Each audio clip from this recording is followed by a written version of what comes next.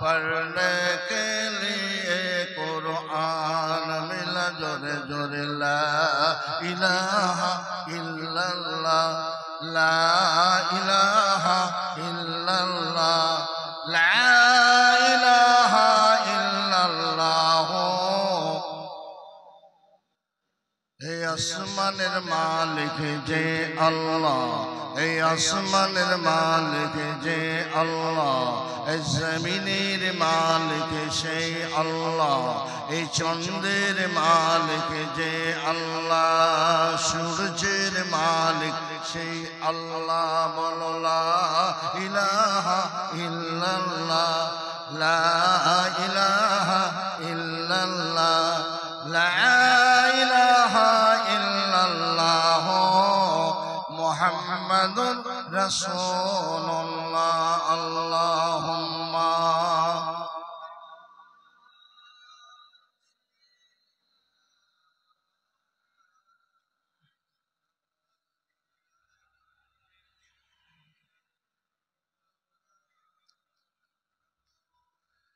فقد قال الله تعالى في كلامه المجيد وفي الفرقان الحميد بسم الله الرحمن الرحيم قل إن كنتم تحبون الله فاتبعوني لكم ذنوبكم الله غفور رحيم।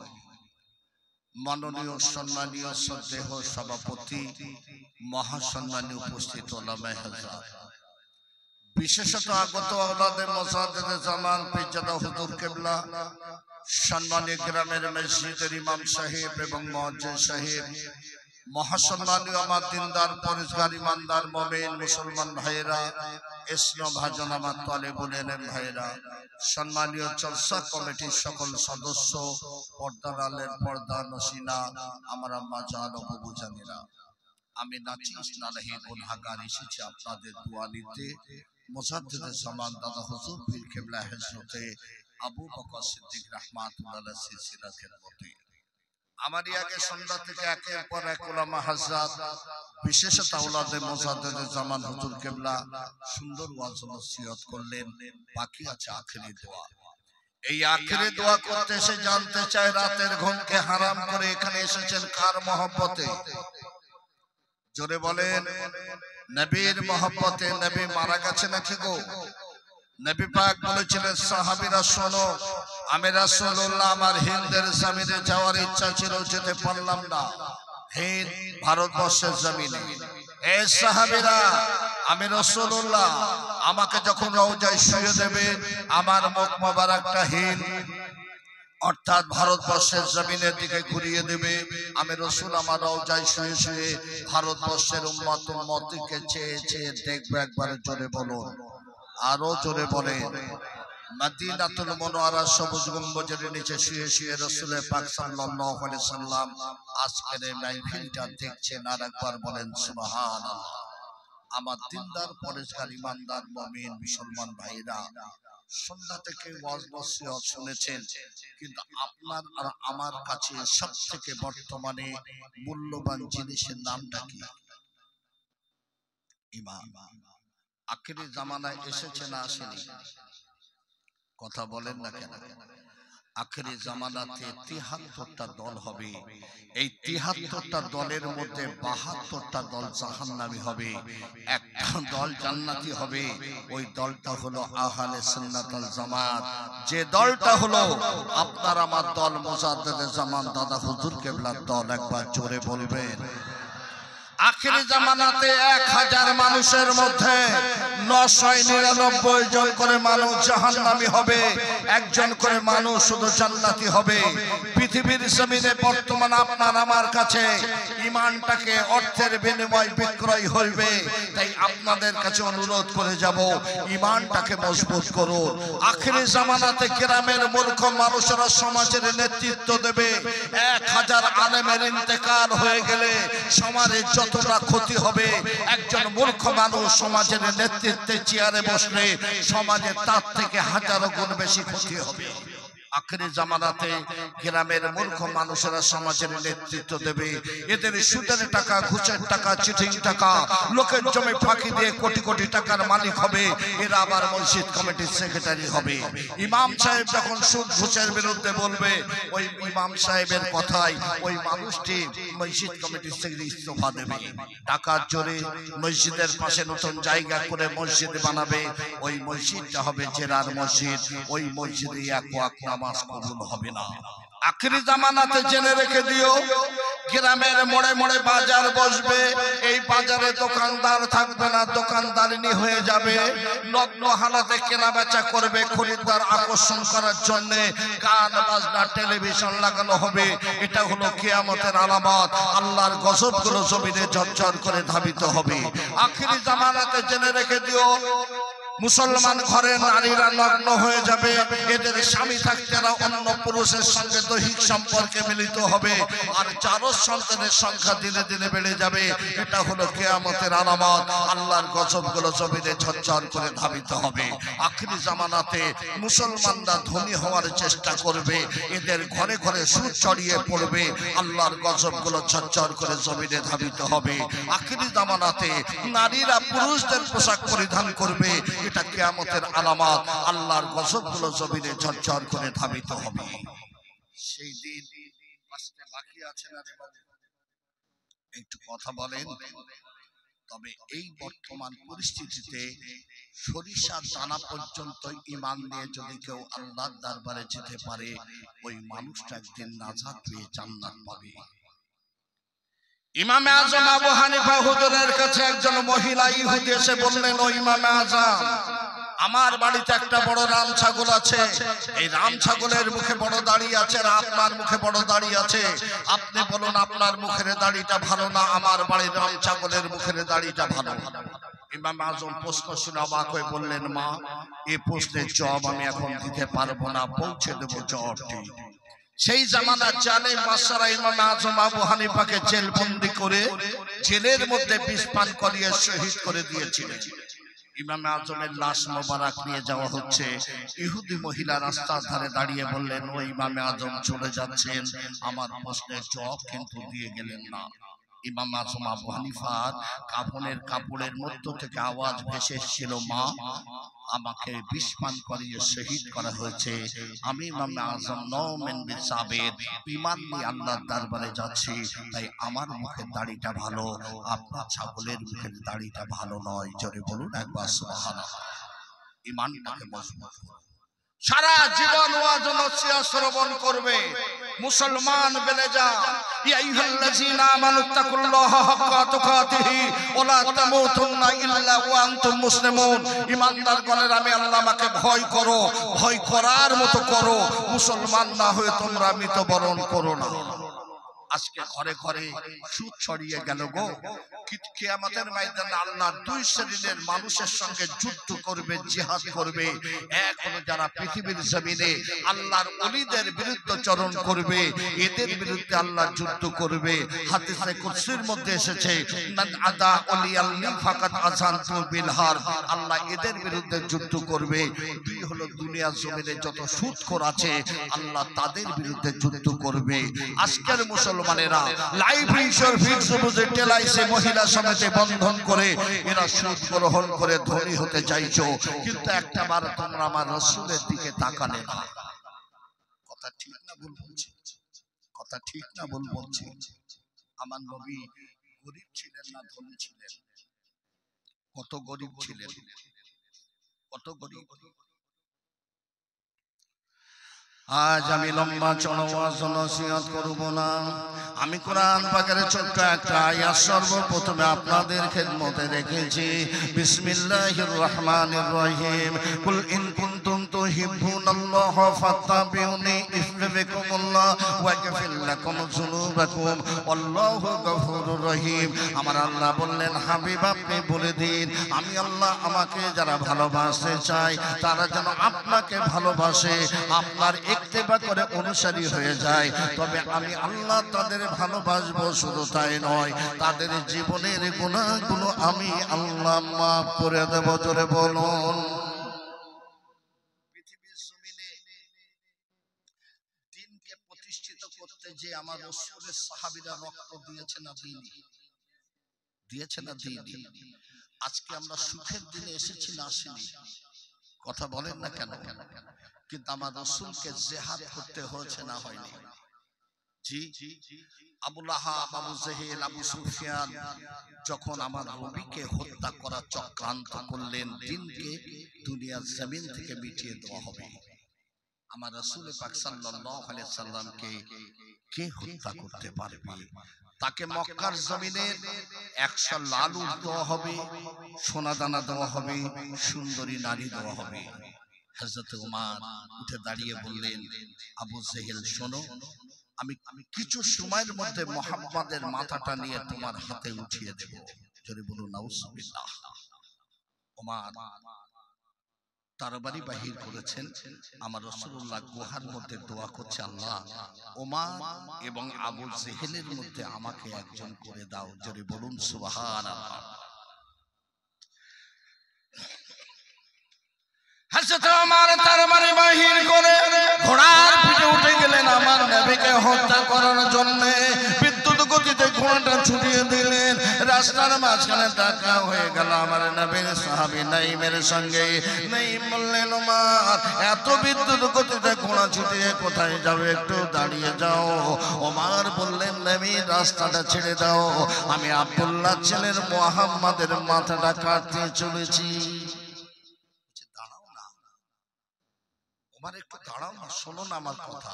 তুমি মুহাম্মাদের মাথা কাটতে যাচ্ছ? বলে হ্যাঁ। তুমি এই বকরির বাচ্চাটা ধরতে পারবে? জোরে বলুন না সুবহানাল্লাহ। এই ছোট্ট বকরির বাচ্চাটা ধরে দেখাও না, মুহাম্মাদের মাথা কাটা অনেক পরে। ওমর বড় রাগান্বিত হয়ে গেলেন। হযরত ওমর ঘোড়ার পিঠ থেকে নামলেন, ওই বকরির বাচ্চার পিছনে ছুটতে শুরু করে দিলেন। বকরির বাচ্চা ছোটে, ওমর ছোটে, বকরির বাচ্চা ছোটে, ওমর ছোটে। ওই বকরির বাচ্চাটা ছুটে ছুটে ছুটে ছুটে পাহাড়ের চূড়ায় চলে যায়। হযরত ওমর পাহাড়ের চূড়ায় উঠতে পারল না বাবা। হযরত ওমর পাহাড়ে থেকে নেমে যখন জমিনে চলে এলেন, নাঈম বললেন, ওমর সামান্য একটা বকরির বাচ্চা ধরতে পারলে না, আর তুমি মুহাম্মাদুর রাসূলুল্লাহর মাথা কাটতে যাচ্ছ। বলেন না সুবহানাল্লাহ। ওমর বলছে, রাস্তাটা ছেড়ে দাও, দেখো না আমি মাথাটা কাটতে পারি কিনা। বলছে, ওমর দাঁড়াও না, রাগ করছো কেন? তুমি একটা কথা শুনেছো? কি কথা? তোমার বোন ফাতেমা আর তোমার বোন ফাতেমার ভাগ্নিপতি ইবনে সাঈদ দুজনে মুহাম্মাদের কালেমা পড়ে মুসলমান হয়ে গেছে। জোরে বলুন না সুবহানাল্লাহ। হযরত ওমরের মাথায় আগুন জ্বলে গেল। সাবধানে কথা বল, যদি আমার বোন ফাতেমা মুহাম্মাদের কালেমা না পড়ে তোর কিন্তু তার বাড়িতে খন্ড খন্ড করে দেব। নাঈম বললেন, ওমর একটা বাড়িতে দেখো। ওমর ঘোড়া ছুটিয়ে দিলেন, বোন ফাতেমার ঘরে দরজায় যে দাঁড়িয়ে গেলেন। ওই সময় বোন ফাতেমা আল্লাহর বাণী কোরআন চামড়ার গায়ে ছাড়া বাবা তোহালে বিবদ্ধ করা গুনগুন গুনগুন গুনগুন শব্দে তেলাওয়াত করছে।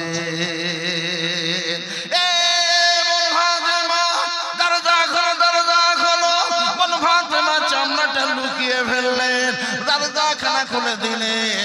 ওমর বললেন, ফাতেমা গুনগুন গুনগুন আওয়াজে কি যেন তেলাওয়াত করছিলে। ভাইজান ওমর, আপনি যেটা শুনেছেন ঠিকই শুনেছেন। আমি মুহাম্মাদের কালেমা গ্রহণ করে নিয়ে আল্লাহর বাণী আমি কোরআন তেলাওয়াত করছি। হযরত ওমর রাগান্বিত হয়ে গেলেন। কাছে ছিল বাবা চাবুক, ওই চাবুক দিয়ে প্রহার করা শুরু করে দিলেন। কোন ফাতেমার একটা করে চাবুক মারে, চামড়াগুলো ছিঁড়ে ছিঁড়ে চাবুকের গায়ে লেগে যায়। কোন ফাতেমার চেহারাটা রক্তাক্ত হয়ে গেল। ইবনে সাঈদকে প্রহার করা শুরু করে দিলেন। ওই সময় আমার রাসূলুল্লাহ দোয়া করছে, আল্লাহ ওমর এবং আবু জেহেলের মধ্যে আমার একজনকে করে দাও আল্লাহ। আল্লাহর নবী দোয়া করছে। ওই সময় হযরত ওমর বললেন, ও বোন ফাতেমা, তুমি কি পড়তেছিলে একটা বার আমাকে শোনাও। বললেন, ভাই জানো মা, এই কোরআন পড়তে গেলে উযু বানাতে হয়। জোরে বলুন সুবহানাল্লাহ। বোন ফাতেমা, তুমি পড়তে থাকো। হযরত বোন ফাতেমা কোরআন পাকের সূরা তোহা চামড়ার গায়ে লিপিবদ্ধ করা যখন তেলাওয়াত শুরু করে দিলেন, আমার আল্লাহর তরফ থেকে ওমরের মনের পরিবর্তন হয়ে গেল। জোরে জোরে বলুন সুবহানাল্লাহ। বোন ফাতেমা, তুমি পড়তে থাকো, আমি মুহাম্মাদুর রাসূলুল্লাহর কাছে চলে যাব। পাঁচজন সাহাবী নিয়ে আমার রাসূলুল্লাহ গুহার মুখে বাবা না দাঁড়িয়ে আছেন। পাঁচজন সাহাবী ওমরকে দেখে বললেন, হুজুর ওমর আসছে, ওমর আসছে, এখনই আমাদের মাথাটা নামিয়ে দেবে। ওই সময় হযরত নবী মুহাম্মদুর রাসূলুল্লাহ সাল্লাল্লাহু আলাইহি সাল্লাম বলেছিলেন, এই সাহাবীরা, খবরদার তোমরা ওমরের সঙ্গে কথা বলবে না। আমি রাসূলুল্লাহ ওমরের সঙ্গে কথা বলবো। রাসূলুল্লাহর সম্মুখে ওমর যে দাঁড়িয়ে গেলেন, উলাঙ্গা তারে বাড়িখানা আমার নবীর কদমে রেখে আমার নবীকে বুকে জড়িয়ে ধরে বলেছিলেন, নারায়ে তাকবীর, আল্লাহু আকবার দিয়ে হযরত ওমর বললেন, ইয়া হাবিবাল্লাহ, ইয়া রাসূলুল্লাহ, হুজুর আমি ওমর এসেছি। হুজুর আমি ওমর, আমাকে আপনি ইমানের কালেমাটা পড়িয়ে মুসলমান বানিয়ে দিন। ওমর বললেন, ইয়া হাবিবাল্লাহ, ইয়া রাসূলুল্লাহ, এতদিন আপনি গোপনে পাহাড়ের গুহায় নামাজ আদায় করেছেন, আমি ওমর বলছি, তুমি বলুন সুবহানাল্লাহ। আমি ওমর, যদি কারোর ক্ষমতা থাকে মক্কার জমিনে আমার দরবারের সামনে দাঁড়িয়ে যাবে, আজ থেকে আমি ওমর বলছি, প্রকাশ্য মক্কার জমিনে নামাজকে কায়েম করা হবে। জোরে বলুন সুবহানাল্লাহ। সেই দিন থেকে নামাজ প্রকাশ্য কায়েম করা হলো। ওমা খালাকতুল জিন্না ওয়াল ইনসা ইল্লা লিয়াবুদুন। আল্লাহ বলেন, জিন এবং ইনসানকে সৃষ্টি করেছি ইবাদত করার জন্য। শ্রেষ্ঠ ইবাদতের নাম হলো আকিমুস সালাত। রাসূল বলেছেন, আস-সালাতু মিফতাহুল জান্নাহ, নামাজ হলো জান্নাতের চাবি। নামাজটাকে আঁকড়ে ধরুন। বলবো নাকি বলবো বাবু? কবর দিতে যান, কবর দিতে যে যখন দাফন করা হয়ে গেল, ইমাম সাহেব কি বলেন? তিনটি মাটির টুকরা নিয়ে কি পড়তে বলে? মিনহা খালাকনাকুম শব্দের অর্থ কি? মিনহা খালাকনাকুম, এই মাটি দিয়ে তোমাকে সৃষ্টি করা হয়েছিল। একটা মাটি নিলেন না, তারপর কি বলে? ফিহা নুইদুকুম, মাটিতে রেখে গেলাম। অমিনহা নুখরিজুকুম তারাতান উখরা, এই মাটি থেকে তোমাকে একদিন ওঠানো হবে ময়দানে মাহশরে, কিয়ামতের ময়দানে। বলি না? তাহলে আমাদের মওতের পর কোথায় রাখা হবে? মাটিতে। খলিফা ওমর ইবনুল খাত্তাব বসে আছে। একজন বৃদ্ধা রমণী লাঠি টুকটুক করতে করতে বলছেন, হে খলিফা ওমর, আমি বড় গরিব, তেল কুড়াই করে নিয়ে বাড়ি ফিরছিলাম, একটা মরু ঝড় এসে গেল, আমার হাত থেকে তেলের পাত্রটা জমিনে পড়ে গেল। জমিন তেলগুলো শুষে নিল, পুনরায় পয়সা নাই তেল কুড়াই করার। জমিনকে বলুন আমার তেলটা ফেরত দিতে। ওমর বলছেন, মা, তেলটা কোথায় পড়ে গেছে, আমাকে একটু নিয়ে যাবেন? বৃদ্ধা খলিফা ওমর ইবনুল খাত্তাবকে টুকটুক টুকটুক করে নিয়ে বললেন, এই স্থানে মরু ঝড় এসেছিল আর আমার হাত থেকে তেলের পাত্রটা জমিনে পড়ে গেছে, জমিন তেলগুলো শুষে নিয়েছে। হযরত ওমর ডাক দিয়ে বললেন, জমিন, জমিনে জমিনে জমিন, আমি অন্য কেউ নয় রে জমিন, আমি খলিফা ওমর ইবনুল খাত্তাব এসেছি। এই বুড়ি মার তেলটাকে ফিরিয়ে দে, এই বুড়ি মার তেলটাকে যদি না ফিরিয়ে দে, আমি ওমর ইবনুল খাত্তাব তোর মা মাঝে একটা বেনামাজিকে দাফন করে দেব। জমিনের জবানটা খুলে গেল। ওখানে ওমর ইবনুল খাত্তাব, আমি জমিন আমার মাঝে কোনো বেনামাজিকে দাফন করে দেবেন না, দেবেন না। আমি জমিন কোনো বেনামাজিকে বেনামাজিকে বহন করতে পারবো না। ওখানে ওমর ইবনুল খাত্তাব, আমি জমিন ওই বুড়িমার তেলটা ফেরত দিতে রাজি আছি। জমিন কোনো বেনামাজিকে বহন করবে না। মুসলমান বলে দাবি করি, নামাজটাকে ছেড়ে দিলাম। বাবু, সামনে একটা রাত, একটা মাস আসছে। কোন মাস? 12 মাসের মধ্যে শ্রেষ্ঠ মাসের নাম কি? রমজান। রাসূল পাক সাল্লাল্লাহু আলাইহি সাল্লাম মসজিদে নববীর একটা মেম্বারে কদম রেখে বললেন আমিন, আর একটা মেম্বারে কদম রেখে বললেন আমিন, আর একটা মেম্বারে কদম রেখে বললেন আমিন। সাহাবীরা অবাক, এমন দৃশ্য কোনোদিন দেখিনি। সাহাবীরা বললেন, ইয়া হাবিবাল্লাহ, ইয়া রাসূলুল্লাহ, আপনি একবার করে কদম রাখলেন আর আমিন আমিন আমিন বললেন কেন? আল্লাহর নবী ডাক দিয়ে বললেন, সাহাবীরা, আমি রাসূলুল্লাহ যখন প্রথম কদম রেখেছি, জিবরাইল আমাকে সালাম দিয়ে বললেন, ইয়া হাবিবাল্লাহ, ইয়া রাসূলুল্লাহ, আল্লাহ পাক আপনাকে সালাম দিয়েছে। আল্লাহ পাক জানিয়ে দিয়েছে আপনার উম্মতেরা জীবনে রমজান মাস পেল, অথচ রমজান মাসের ইবাদত বندگی করে তাদের জীবনের গুনাহটাকে maaf করে নিতে পারলো না। আল্লাহ বলেছে ওরা ধ্বংস হয়ে যাক। আমি রাসূলুল্লাহ বলেছি আমিন।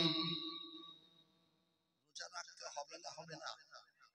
একটু কথা বলেন না। আপনার রোজা রাখেন? রাখেন? ইয়া আইয়ুহাল্লাযীনা আমানু কুতিবা আলাইকুমুস সিয়াম কামা কুতিবা আলাল লাযীনা মিন ক্বাবলিকুম লাআল্লাকুম তাত্তাকুন। আল্লাহ বলেন, ঈমানদারগণেরা, আমি তোদের উপরে রোজাকে ফরজ করেছি যেমন অন্যান্য নবীর উম্মতের উপরে রোজাকে ফরজ করেছিলাম। জোরে বলুন সুবহানাল্লাহ। কটা রোজা রাখেন? একটা রোজা সমান কটা রোজা দেখি আছে জানা আছে? জানেন? শুনে রাখেন, একটা রোজা সমান 10টা রোজার নেকি। জোরে বলবেন, আরো জোরে হবে না? 30 10 কে তাহলে কত হচ্ছে? 300। রমজান মাসের পর কোন মাস? সোয়াল মাস। এ মাসে কটা রোজা আছে? 6টা রোজা আছে। 6টা রোজা যারা রাখবে 60টা রোজার নেকি পাবে। 30 + 6 36টা রোজা যারা রাখবে আল্লাহ পাক এদের আমলনামায় একটা বছর রোজার নেকি লিখে দেয়। জোরে বলুন সুবহানাল্লাহ। বছরে 5 দিন রোজা রাখা হারাম আছে। টুটি ঈদ, কুরবানি ঈদের পরে 3 দিন রোজা রাখা হারাম। 360 + 5 365 দিন একটি বছর।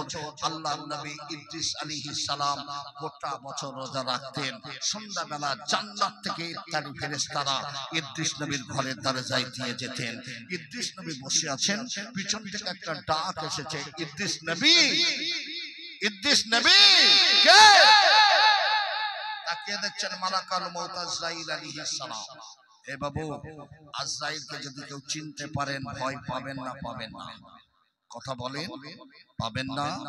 ইদ্রিস নবী আজরাইলের দিকে তাকিয়ে বললেন, কি ব্যাপার আজরাইল, সময় হয়ে গেল, আমার রূহ নিতে এসেছো?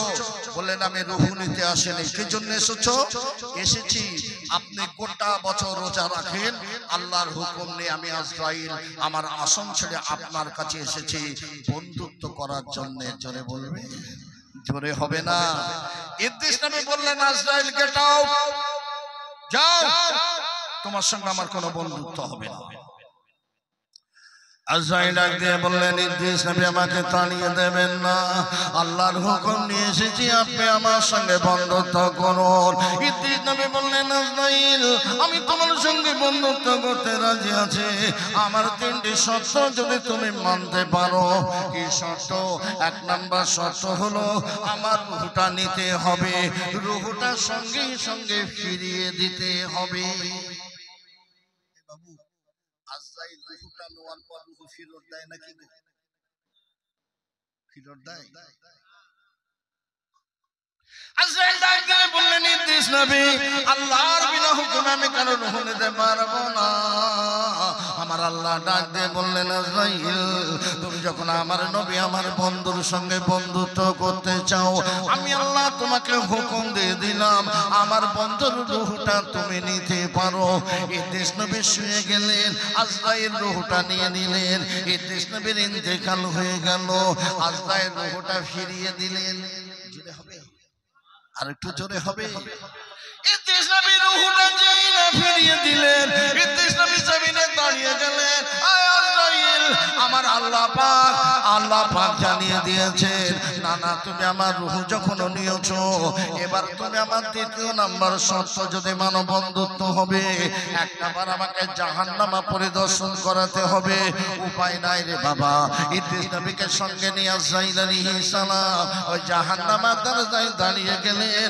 এ জাহান্নামে বেরেজা মানে খাতা জাহান্নামের দরজাটা খুলে দে। আল্লাহর নবী আল্লাহর বন্ধু এসেছে জাহান্নামা পরিদর্শন করার জন্য। মালিক ফেরেশতা জাহান্নামের দরজা খুলে দিলেন। ইদ্রিস নবী জাহান্নামের মধ্যে চলে গেলেন। গোটা জাহান্নামা ঘুরে ঘুরে ঘুরে ঘুরে ইদ্রিস নবী যখন বেরিয়ে এলেন ইদ্রিস নবীর একটা লোমও পর্যন্ত ওই জাহান্নামের আগুন স্পর্শ করতে পারল না। তুমি আমার 2 নম্বর শর্ত মেনেছো। 3 নাম্বার মানলে বন্ধুত্ব হবে। 3 নাম্বার কি একটাবার আমাকে জান্নাত পরিদর্শন করাতে হবে। উপায় নাই রে বাবা। ইদ্রিস নবীকে সঙ্গে নিয়ে আজরাইল আলাইহিস সালাম ও জান্নাতের দরজায় দাঁড়িয়ে গেলেন। জান্নাতের ফেরেশতা আরে দোয়ান ফেরেশতা জান্নাতের দরজাটা খুলে দে। আল্লাহর নবী আল্লাহর বন্ধু এসেছে জান্নাত পরিদর্শন করার জন্য। ইদ্রিস নবী জান্নাতের মধ্যে প্রবেশ করলেন।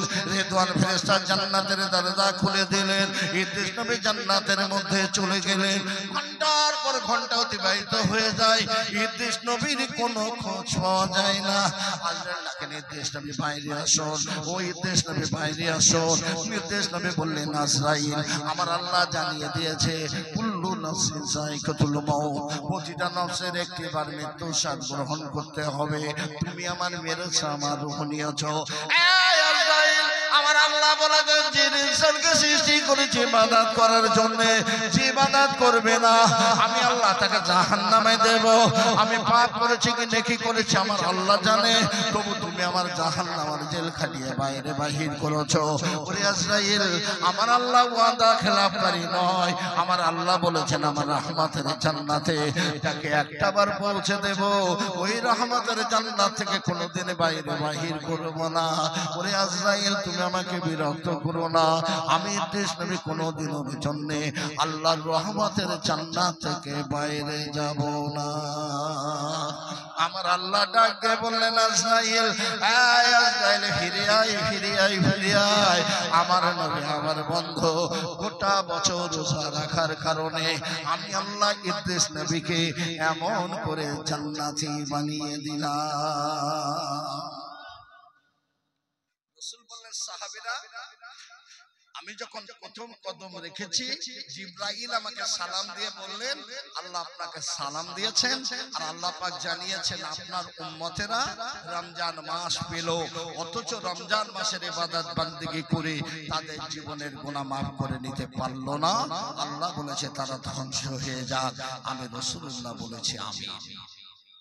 রোজা রাখতে হবে তো, না হলে কি জোরে বলে নামাজটাকে পড়ুন, রোজা রাখুন।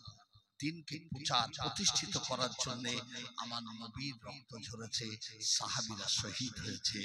সুখের দিনে এসেছি, আল্লাহর ইবাদত করুন, দোয়া করি আল্লাহ যেন আমাদের সকলকে ঈমানের সঙ্গে মওত দেয়। জোরে বলুন আল্লাহুম্মা আমিন। জোরে বলুন আল্লাহুম্মা আমিন। দরুদ শরীফ আল্লাহুম্মা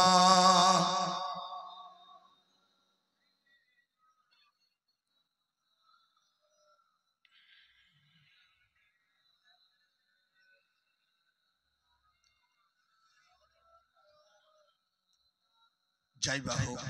দেখতে দেখতে অনেক রাত হয়ে গেছে, দোয়া করব কেননা প্রচুর তাবারুকের ব্যবস্থা আছে।